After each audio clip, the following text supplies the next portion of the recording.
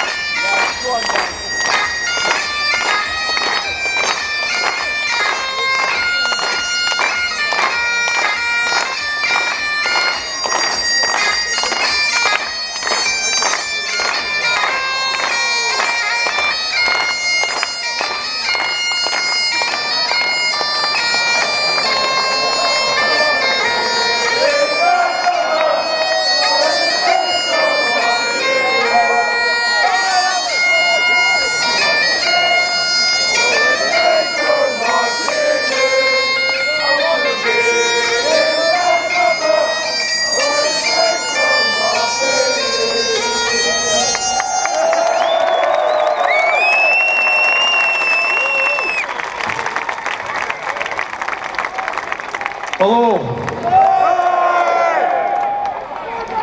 My name's Marcus Meakin, but for the people that don't know me, I go by Count Dankula online. Over 2 years ago, I decided to pay a plank on my girlfriend. She thinks her pet pug is the cutest thing on earth, and she wouldn't shut the fuck up about how cute the pug was. So I decided to turn the dog into the most horrible thing that I could think of, which was a Nazi. I taught the dog to respond to the phrase, "gas the Jews," and "don't," and to do a Hitler salute whenever I said "Sieg Heil." I filmed the dog's antics and put it on YouTube, and hoping to show it to my girlfriend and catch her completely off guard. In the video I provided clear context to what I was doing and why I was doing it. Shortly afterwards, the police came to my house. Arrested me, placed me in handcuffs, and took me outside to the waiting press, who the police had tipped off to the exact date and time of my arrest so that they could get photographs of this PR stunt.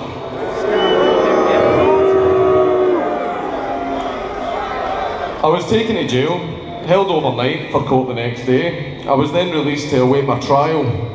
My trial would go on for 2 years, twice as long as the actual Nuremberg trials.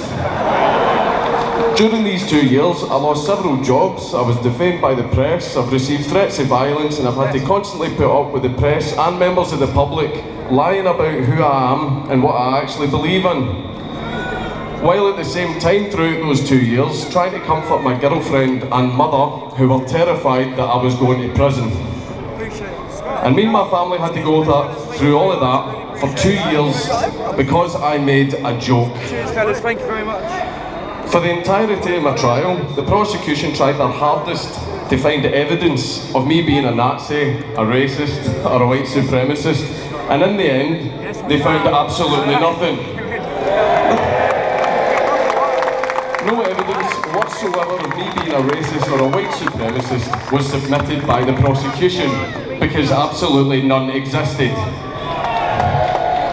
So the only path that they could go down was to assume the thoughts that I had in my head when I made the video.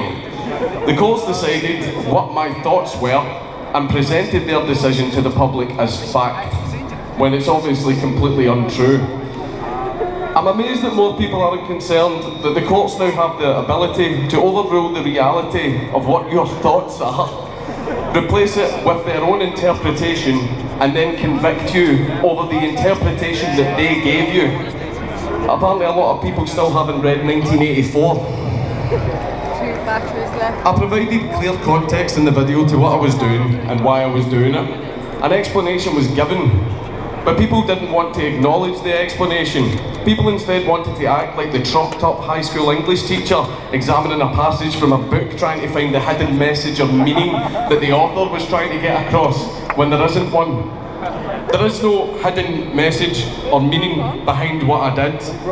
I wanted to play a prank on my girlfriend, and I'm a shitlord, right? That is the reality of the situation, and I see no reason why I should suffer because people have willfully chosen to ignore reality. In the aftermath of what happened, I've decided to keep fighting to protect free speech, because after seeing my mother repeatedly crying at the fact that her son could get sent to prison just because he hurt some people's feelings, that was more than enough for me to want to make sure that what happened to me doesn't happen to anyone else.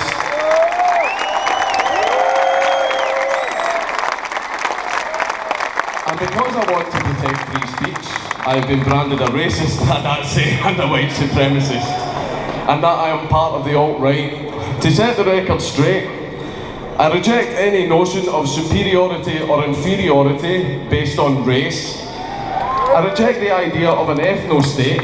If you want to live here in peace and not only respect the freedom of others, but fight to protect the freedom of others, then you are welcome in this country.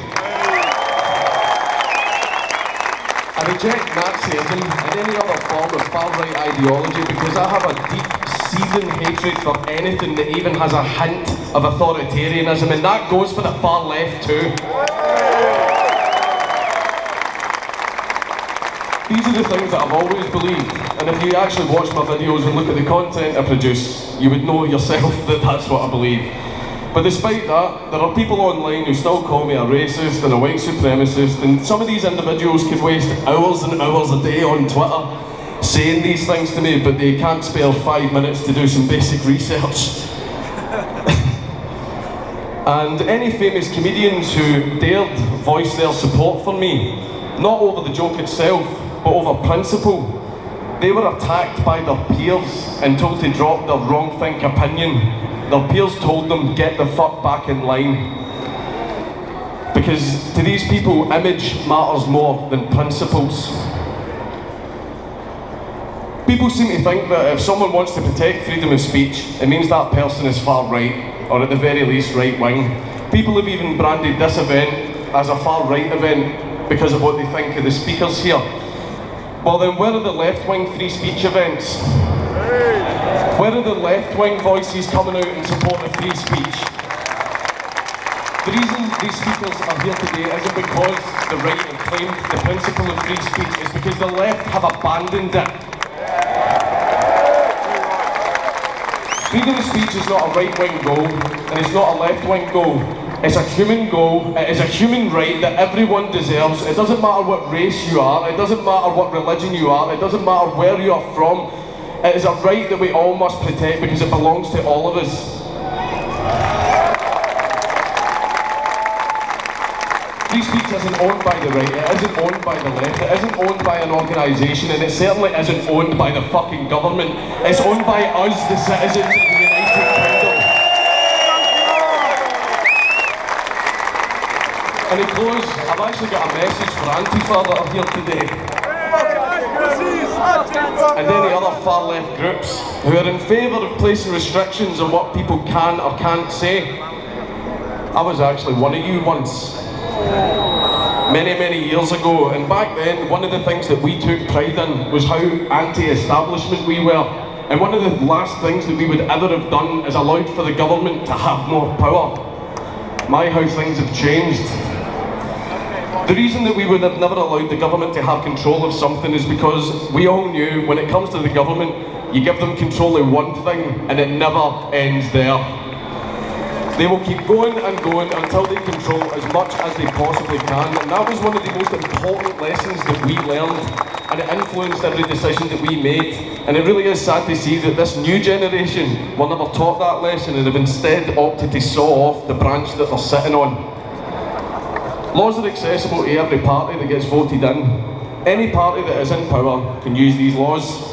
Right now it's the Tories, next it could be Labour, then it could be the Lib Dems, or whoever gets voted into power. But one day a far-right government could get voted in. You might roll your eyes at that, but none of us ever thought Trump was actually going to fucking win, did we? So it is possible that one day a far-right government could get voted in. A far-right government who now has access to these same laws. And if that day ever comes, Antifa, what do you think is going to happen to you?